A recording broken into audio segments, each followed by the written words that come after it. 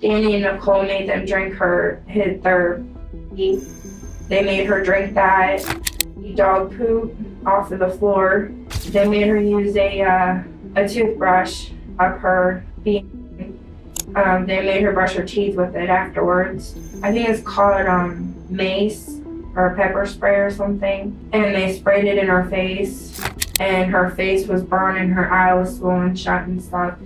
And they hit her in the face real hard and made her lips swell up really bad.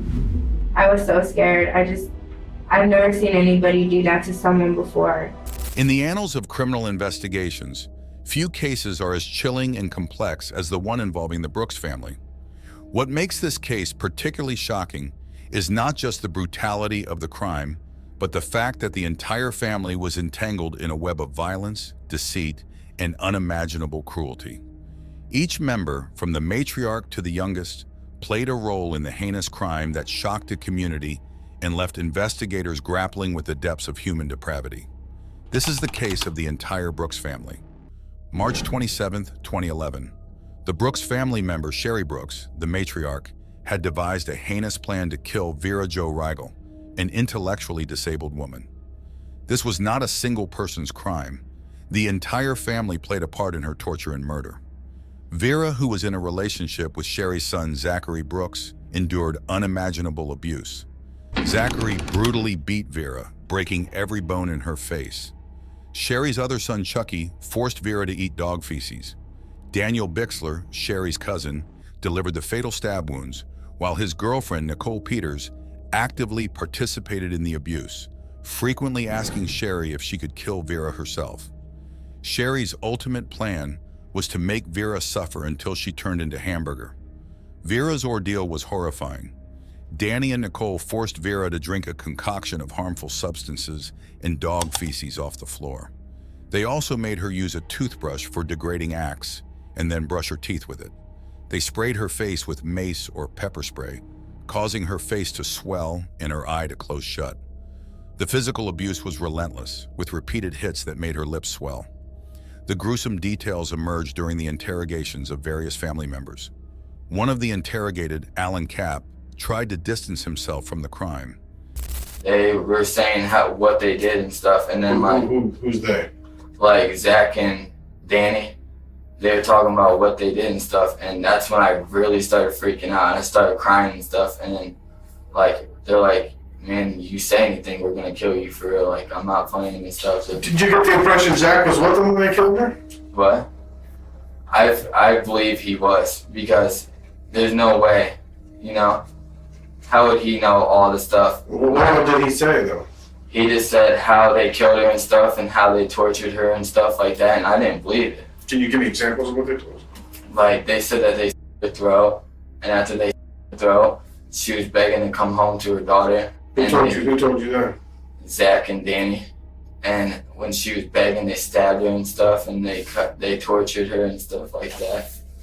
And I just broke down because, like, you can ask my mom, I go basketball, I work with handicapped kids. I could never imagine doing something like that. Zach said something about her throat. Danny said something about stabbing her in her heart. And Nicole was like, we cut her from like right here to like right here and stuff. And yeah, Nicole said something about sticking a knife up her, something like that. And guards said they tortured her. Did you ask any other questions or anything? No, because I was scared. He claimed he was too scared to intervene as Daniel threatened him with a knife. When he learned about the abuse, he wanted to call the police, but was paralyzed by fear of retaliation. Just the reason I got why they killed her is because this is the story I got from Zach. Like, I'm gonna be straight up. Just Zach told me that Vera, because you know how she's not all there, right? Yeah. She took pepper spray and she sprayed it all over the house because she thought it was cologne. And it got, like, it was everywhere. Like, this is when he called me and told me what Vera did. Like, this is before, like, anything happened. This was on Friday, like, when he called me. he's like, man, Vera sprayed pepper spray and stuff, and she got it everywhere in mama's lungs and stuff like that. And he said that She thought it was what? thought it was clone. Okay. And he said that, you know, Shannon, I guess she was supposedly pregnant. I don't know if she was, but this is the story I got. Okay. And supposedly the pepper spray made her have a miscarriage. And that's why they did it. Shannon Brooks, another family member, painted herself as a victim of social media backlash and harassment. She claimed she did not participate in the abuse, but admitted to witnessing it. Shannon recounted how Danny and Nicole made Vera drink harmful substances and repeatedly abused her. What brings you up here today? Well, I had gotten some information that that I was getting arrested Okay. because I guess the interview I did on TV, Channel 11 News, and I'm getting told by a lot of different people that I'm the one that's going to end up going to jail for it. And I mean, I came up here, to tell everybody because I'm getting harassed on Facebook. And I'm getting called, a killer. I'm getting told that I had a part in it. I didn't know anything about that. I didn't know what they were going to do when they left the house with her. And as I told everybody else, I wanted to stop them, but Danny put a knife to me and told me if I did anything that he was going to kill me. I didn't believe him at the time because I didn't think he would do it. And, and when they got back and they told me everything they did, I wanted to call the cops. I wanted to get the phone and call so bad. But Danny told me if I picked up that phone that he would do the same thing to me. And I was just so scared. And I told you about the belt part, right? You mentioned a belt. Yes, and they had it was a piece to a bike, like that goes on the bike neck where the handlebars are. Okay. And it had bolts on it. And they put that around the belt and they slammed it and they hit her in the back with it. Mm-hmm. And they continuously kept hitting her like that. And Danny was stomping on her head and I got scared and then I sat on the bed next to Sherry and I couldn't breathe. I was getting really scared. I was having a panic attack or something and I was shaking real bad. Despite Shannon's portrayal of herself as a frightened bystander, her detailed account suggests she knew far more than she let on. Then they, Danny and Nicole made them drink they made her drink that and dog poop off of the floor. And they made her use a toothbrush up her. And they made her brush her teeth with it afterwards. Okay. Just everything, trying to think, they made her drink dish soap, I think it was, or laundry soap, or I wasn't in the kitchen or anything. They had, I think it's called mace or pepper spray or something, and they sprayed it in her face. And her face was burning, her eye was swollen shut and stuff. And they hit her in the face real hard and made her lips swell up really bad. I was so scared. I've never seen anybody do that to someone before. And I didn't know what to do. I sat on the couch, thinking somebody else would, pick up the phone and, call the cops or something. And I just think that everybody in the house was scared because no one's ever seen Danny like that before. And that was the first time I ever met him. I didn't know him before then. And he had just gotten out of prison and no one would tell me why. And, it's just, I got really scared and stuff. And my husband, when he found out that Danny had held a knife to my, my left side of my neck, my husband, he was trying to protect me and stuff. So, he got in between me and Danny and told Danny, to stop because he was going to end up hurting someone really bad. And I guess I'm just like really scared. I don't know. I'm really worried. I can't sleep at night now because I'm just worried that, something's gonna happen. In another interrogation, Nicole Peters, a key perpetrator, attempted to manipulate the narrative. You said they acted like they were getting along okay? They acted like everything was fine, but knowing Vera, she never really acts like anything wrong. She just go along with anything anybody tells her. She's probably the sweetest girl I've ever met, to be honest. Okay. Can you tell me why Danny be hitting her or pushing her? Danny hit her? Yeah. I have no idea about that. Okay. Did you see that? I have no idea about any of that. Again, talk about being truthful, okay? I have no idea about any of that. Okay. You never seen Danny lay a hand on her? Because she was looking at him? No. Okay. Did you ever get mad with her because he was looking? I mean, I get mad with her, but I just walk away because I know my temper. Okay.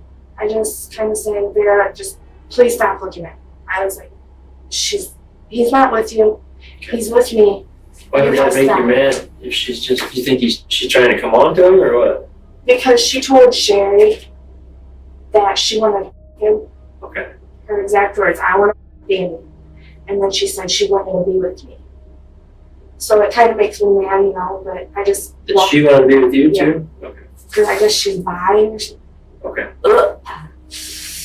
But I just kind of walk away from it because I know my temper and I'm trying to. I mean, did you ever lay hands on her? I can't hit somebody. And did you ever see Danny lay hands on her? I've never seen him lay hands. Did it get heated? Did she say anything back to you? What'd she do? How'd she react? She just kind of said, okay. I really don't know, honestly, what goes on, and I just started living there like a week ago. Right. So. You were talking earlier about your temper, and you know how your temper is. Tell me about your temper. What's that all about? Normally, I would go and punch walls, like, before I even started hanging out with Danny and started dating Danny again. My friend made me really mad. So I went outside and I punched a fence, some 4x4s, and then I went back inside and punched a texture wall. How long ago was that? She described Vera as a sweet girl and claimed ignorance of any abuse. However, her attempts to paint Vera positively while knowing she was complicit in her murder highlighted a chilling lack of empathy and remorse. Nicole's lies eventually unraveled under the investigator's scrutiny, exposing her deceitful nature. Shannon's testimony provided further insight into the horrific abuse Vera endured. She described an incident where Nicole followed Vera into the bathroom and forced her head into the toilet, making her drink the water. They also made Vera use a toothbrush inappropriately and then brush her teeth with it, leading to gagging and further distress.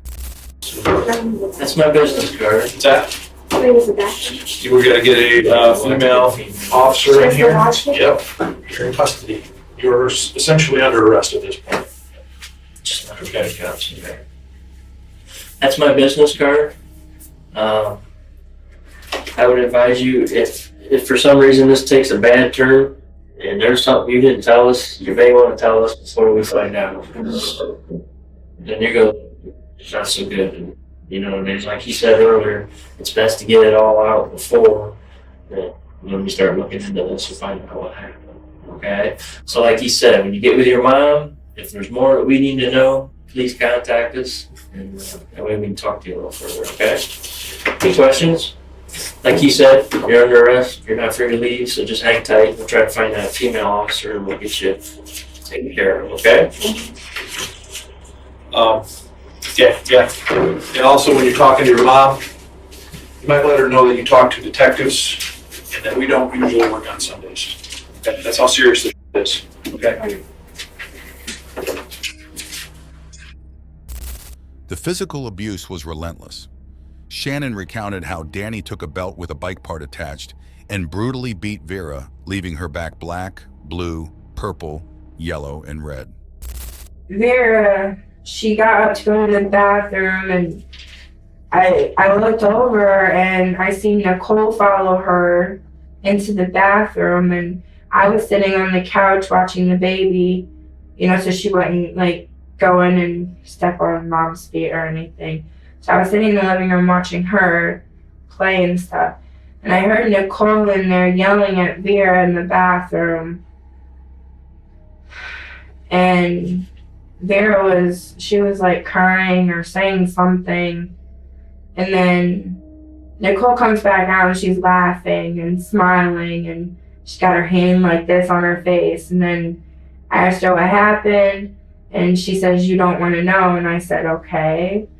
And then Vera comes out and her hair's all wet and she's covering her face like this, like her eyes are hurting her. And when Nicole was, out of the room, I asked Vera what happened. And Vera said that that Nicole had put her head in the toilet and made her drink the water.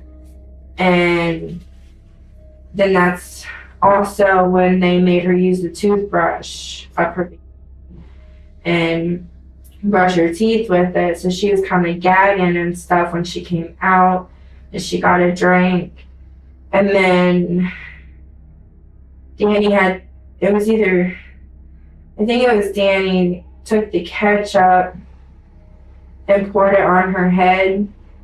And I went in the kitchen. I said, "Okay, that's enough. You guys need to stop now." And I told Vera to go back in Sherry's room after she had gotten the ketchup out of her hair. And I told her, just go in there and sit down, just don't do anything, just don't make them mad. And then Danny looked at me and said, "Why are you protecting her?" And I said, "Because you guys are going far enough, you guys need to stop this, you're hurting her." So she went back in there and sat down. Then I came back downstairs and I heard like a noise or like something coming from Sherry's room. And Sherry looks over at me and says, "You need to come in here." And I said, "Okay." Then that's when they were hitting her with the belt with the little bike part on it. And I went up to Danny and I grabbed it, or I didn't grab him because I was afraid to. I went up and I tapped him on the shoulder and I said, "You need to stop right now." And they lifted up her shirt and her back was black. I mean, it was black and blue and purple and yellow, and it was horrible, and red. And and she kept holding her head like this and she had her head down, and I thought, her head was bleeding or something. And so then that's when Danny put the knife to my neck and told me, he told me if I didn't hit her that he was gonna kill me. So I took the thing off and I hit her once, and it was only not even hard, it was kind of soft. I was really scared. So then he kept going closer and he's like, "Do it again." And I was like, "No." And I threw the belt, and then Nicole grabbed it, and then I ran out of the room because my husband had gotten back after they had went to get trash bags.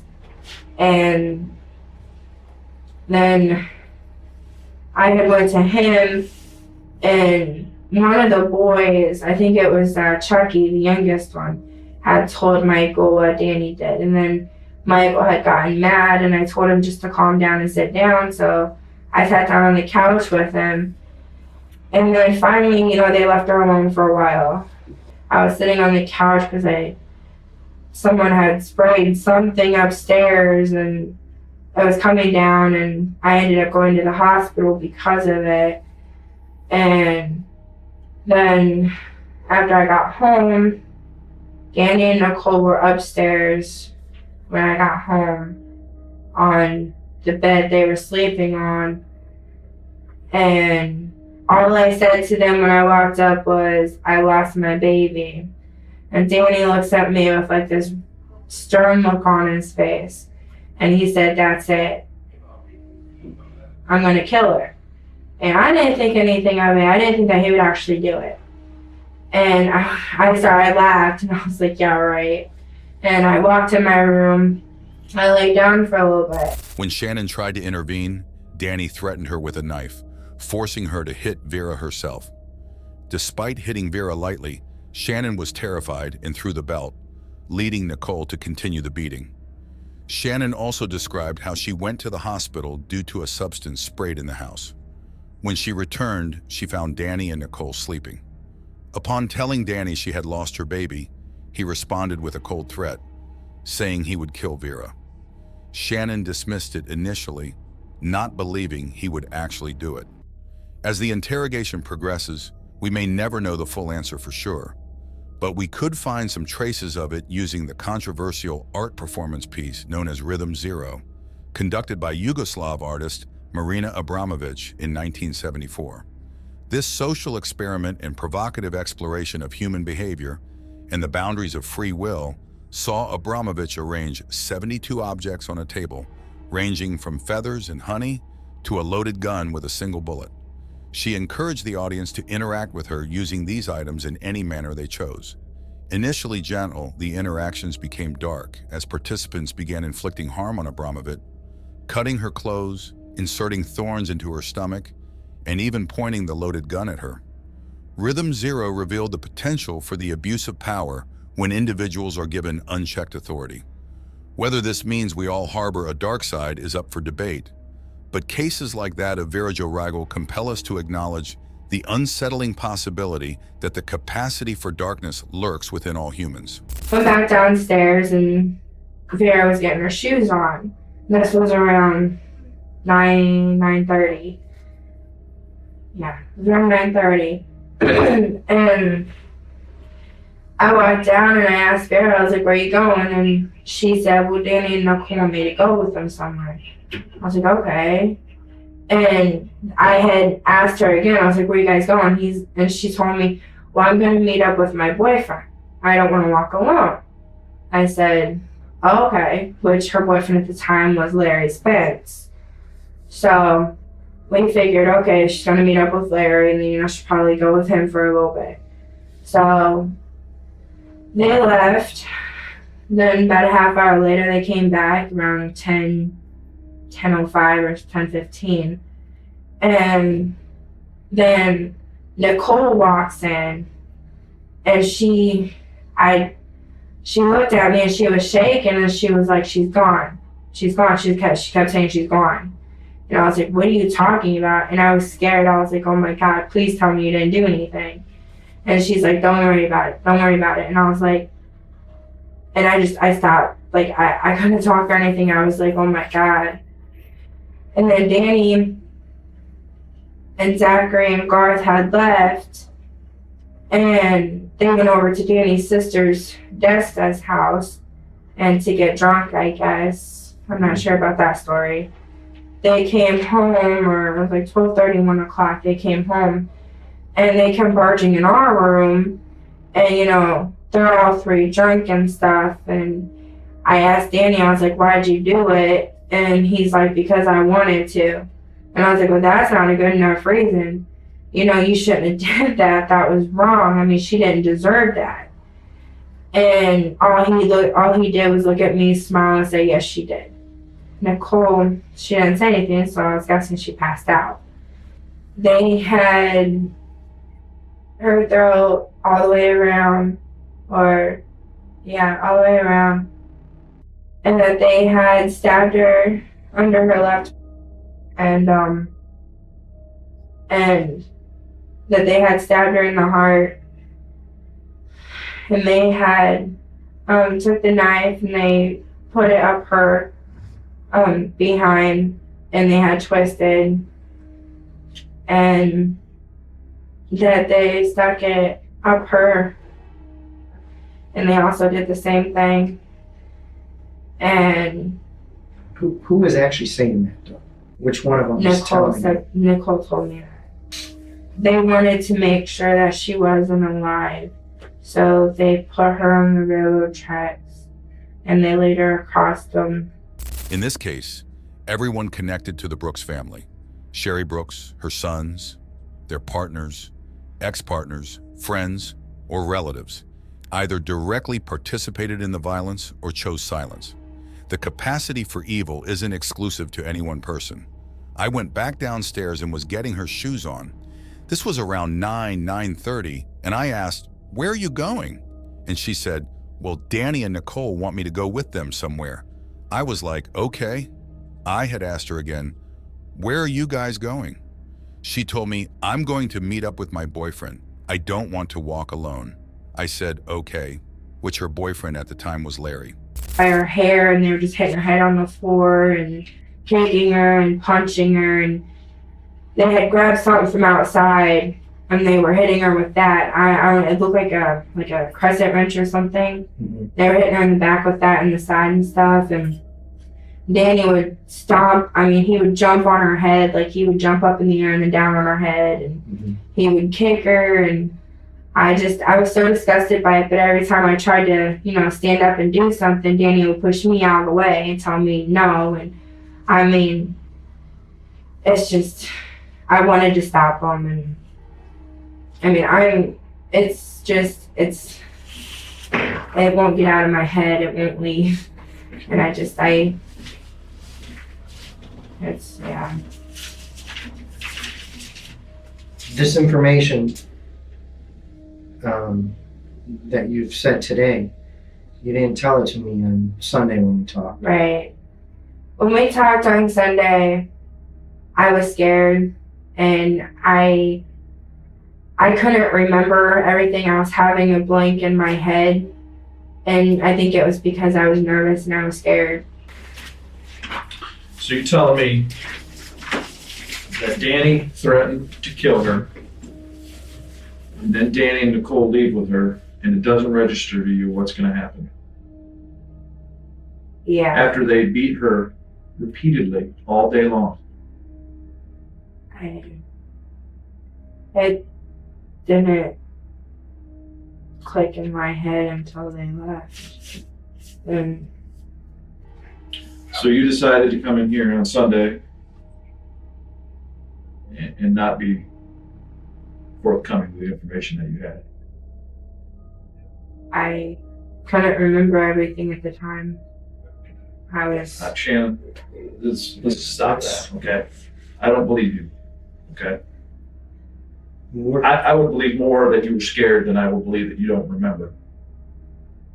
Because your memory right now is pretty damn good, 3 days later. When we're sitting in the room and I'm telling you, we're here, Vera's missing, we want to make sure she's okay, nothing's happened with her, and you got all this information. I mean, you can't tell me that you didn't remember that on Sunday. And for you to come in here to lie is only going to make it worse on you and everybody else involved, okay? I mean, obviously, you know Vera is dead. Vera was murdered, okay? And whether you want to accept it or not, you're a part of it. Were you holding the blade? Did you do what was done to her? Certainly not. Okay. But you have kept information from us during the course of this investigation, okay? So let's try and fix this as best we can, okay? And we need you to be honest about everything that happened, everything, okay? With Vera, not just Nicole and not just Dan, okay? This is coming from multiple sources. It's coming from all over the place, okay? We know Zach's involved. We don't know exactly how you're involved. We know about you hitting her with the belt. That part's true. I'm having some issues with your version of the story. Okay? And in the big scheme of things, in the big picture, it's way down here. Her death is way up here. Okay? So you need to think about how honest you want to be with us, okay? And if you need to go home and relax and maybe come back tomorrow, try to be as honest with you as we can, okay? You're in trouble, Right, okay? right. You are in trouble. You lied in the course of a murder investigation. You just straight out lied. There's no other way to describe it.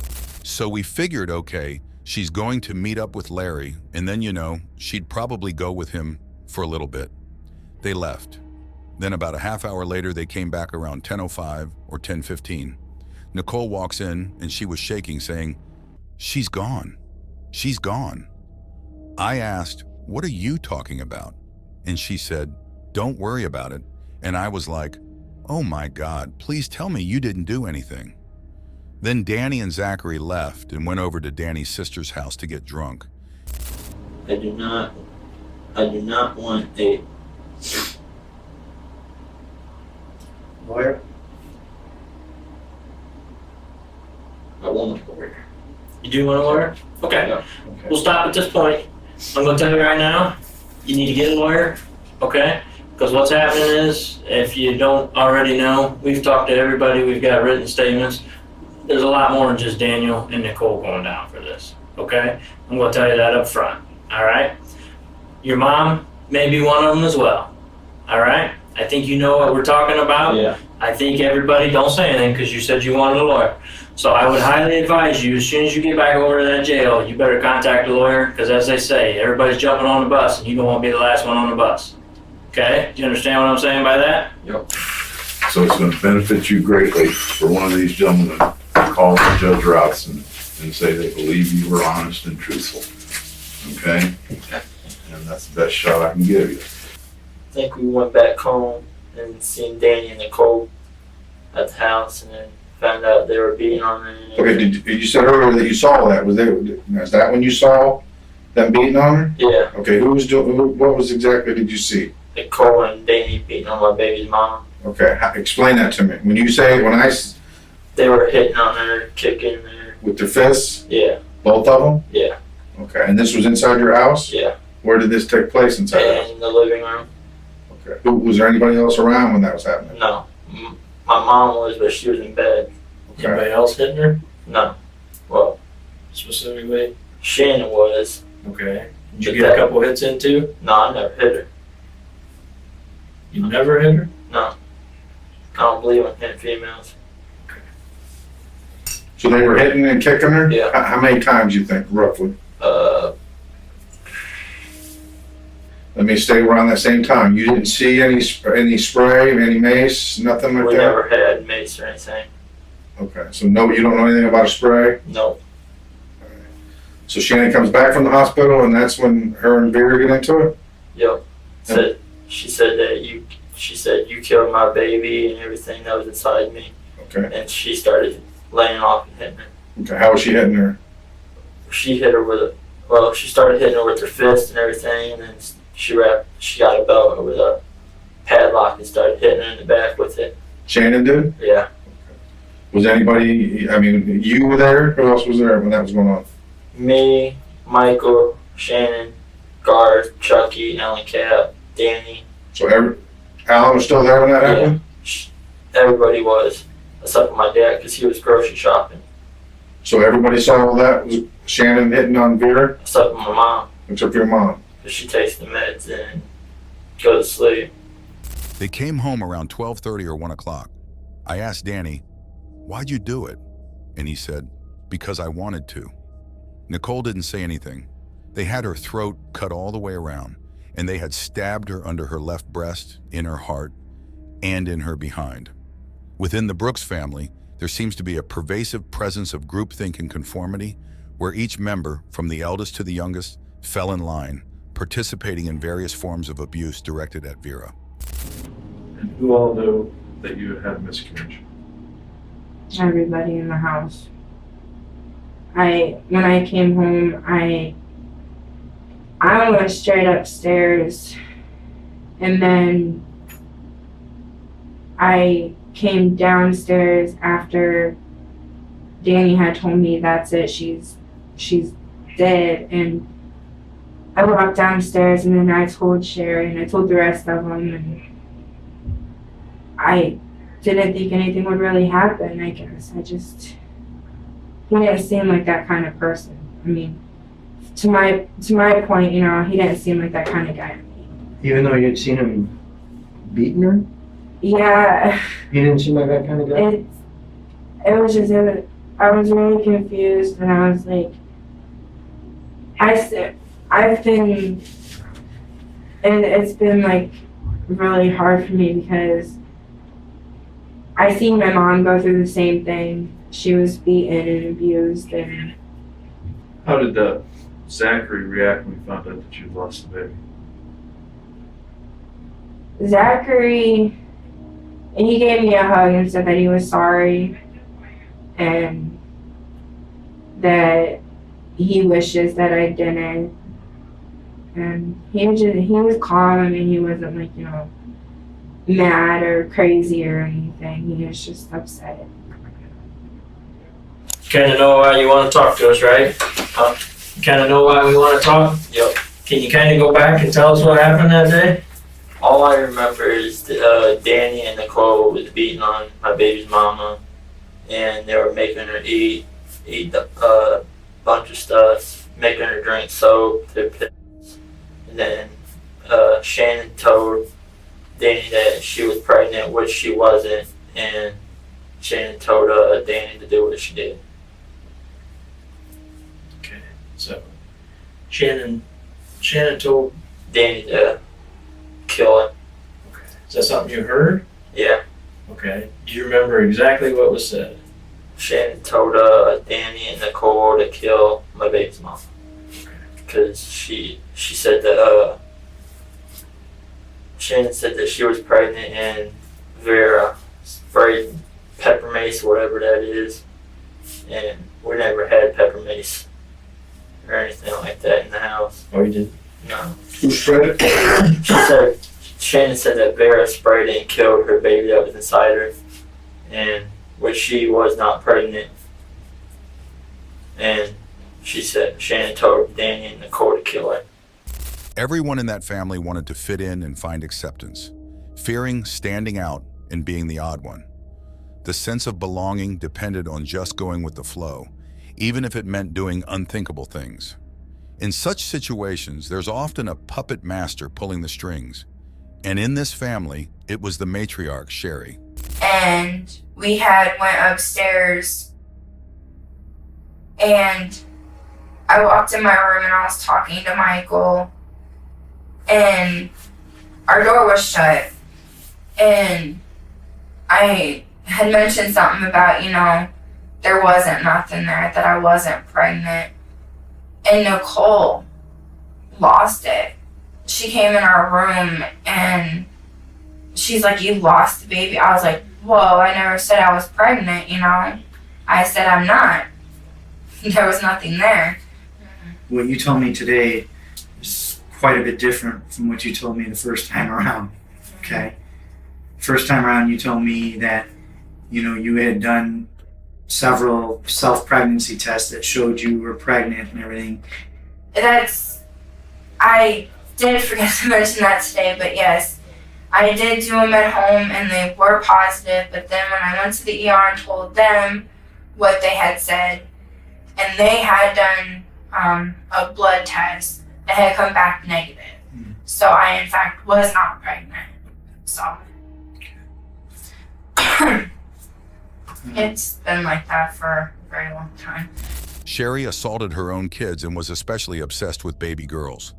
Yet most of her children returned to live with her as they grew up and flourished in violence just like her. She wasn't raising a family, she was building a cult. She made this possible by abusing each and every one of them.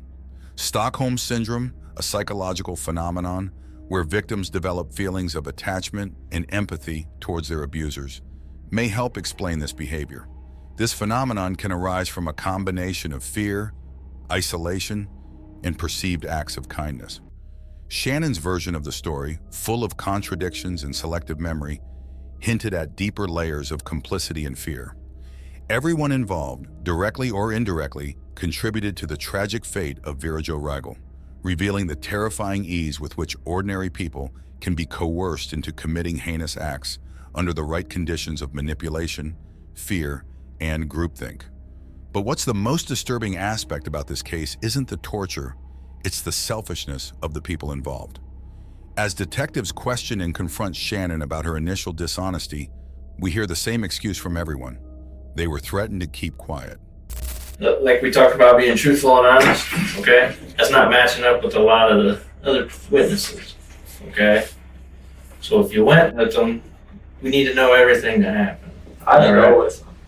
I'm not saying when things happen, but I'm saying as far as drinking and all that. I didn't go with him. I went by myself to my cousin's house. Well, I didn't go by myself. I went with my brother Garth. Okay. And Alan. Yeah. And you guys didn't all go together, meaning Nicole and Dan. No. Okay, because both Garth, Michael, Shannon, they all said that you went and helped. I mean, I never went to the hospital with him. and how long do you think Shannon hit on her with her fist and with the belt and the lock? About 20 minutes. Okay. Anybody try to help her? Well, I got in a fight with my cousin because Who's your cousin? Danny. I got in a fight with him. But he said if I said anything, he was going to kill me. Okay. So I got in a fight with him and told him to leave her alone. And then you said why Shannon was? Did Nicole and Danny jump in too? Is that what you're? Huh? You said earlier that Nicole and Danny were hitting, Yeah. and then was that after Shannon or at the same time? So after Shannon did it, and then Nicole and Danny jumped in. What all were they doing? They were still beating on her and making her drink piss. And Where did the piss come from? then Did they pee in? What they pee in? Or a cup, okay, do you know who did that? both of Both of them peed in the same cup or different them, cups? different cups. And they made her drink it. What else did they make her do? They made her eat dog shit, cigarette butts. They made her drink soap.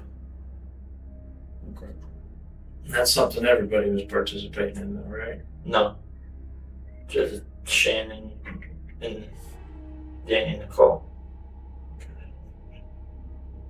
At no time did you hit her or I never anything hit at her. that point.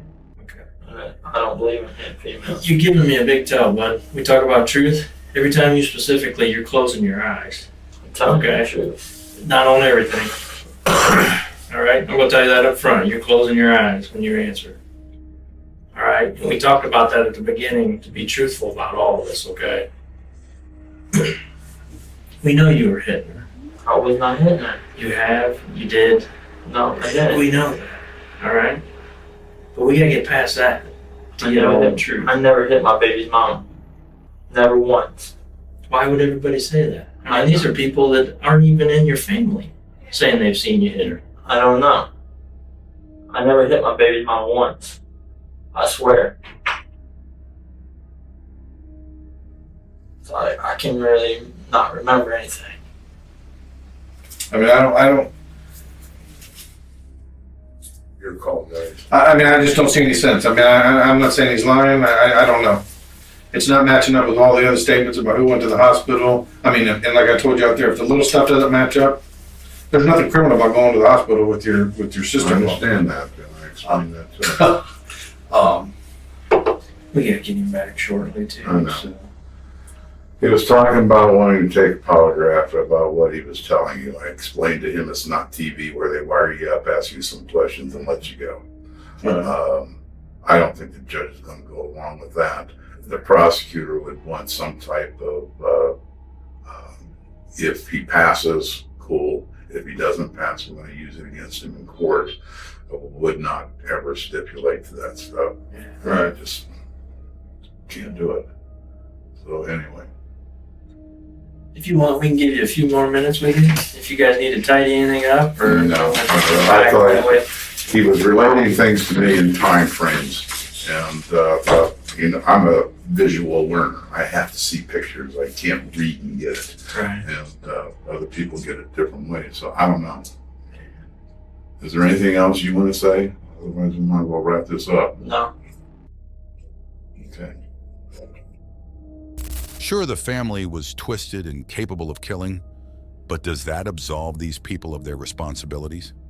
Shannon's part in the story holds a twist that she clearly didn't anticipate.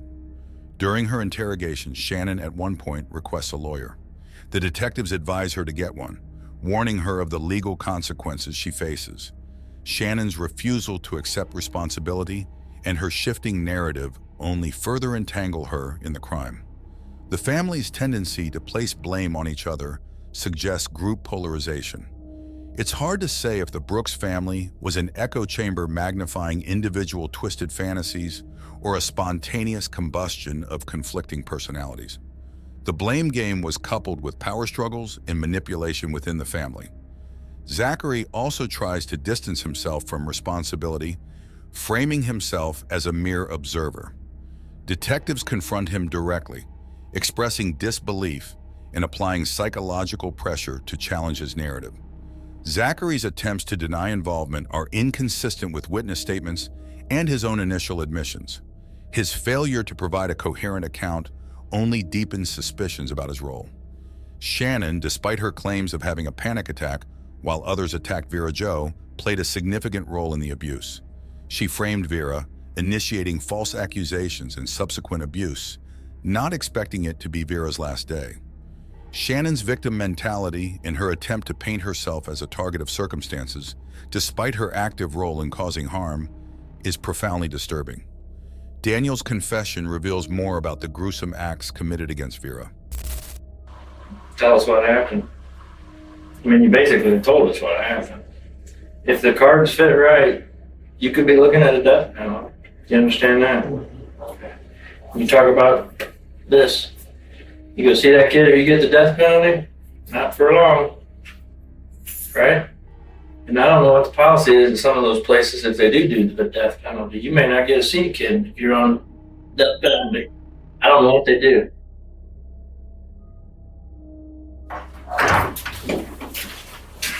And again, going back to what we talked about with the prosecutor, which ones they gotta look at? Are someone being truthful? Or someone telling us bits and bits and bits, okay? You keep taking little step by little step. Alright? We just want the whole truth. You know what I'm saying? There's another comment you made to one of them was, I gotta get another teardrop. You don't say that stuff unless you did it. You wanna write out a statement? Not really.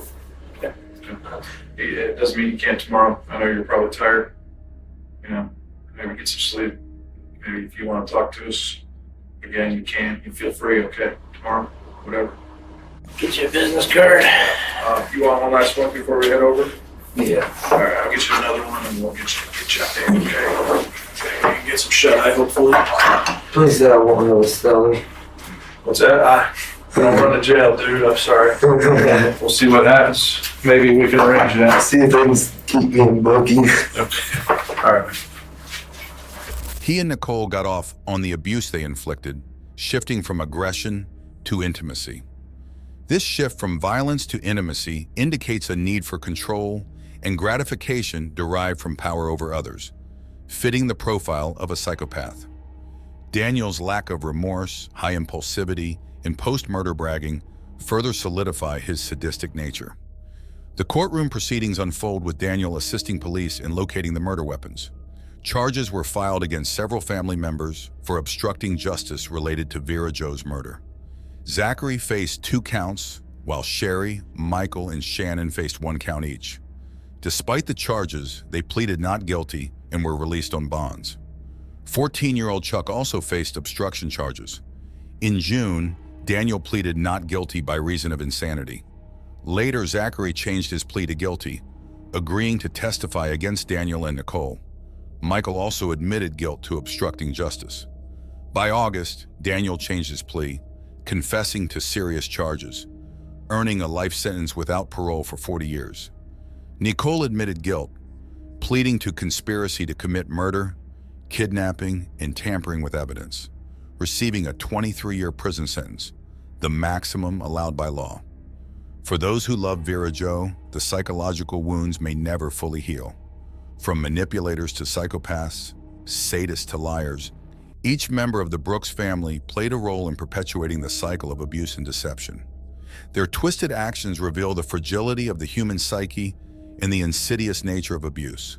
That's all for this video. We hope you have enjoyed this video a lot. What are your thoughts on the Brooks family case? Do you believe their actions were a product of their environment? Or do you think they had the power to make different choices? Let us know in the comments section.